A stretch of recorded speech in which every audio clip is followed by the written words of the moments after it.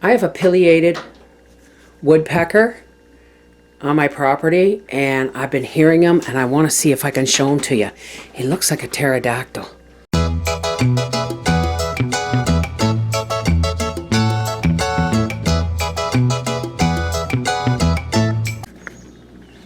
He's been right over there somewhere.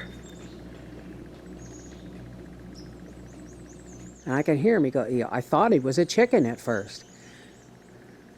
You got any eggs for me today? No? Well, you know, there is a stew pot with your name on it.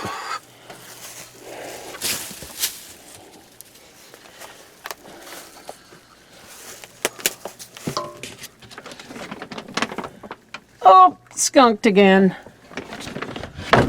See, I told you 3 would fit right across there perfectly.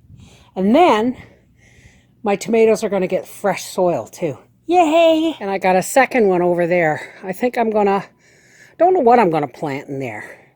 Not sure.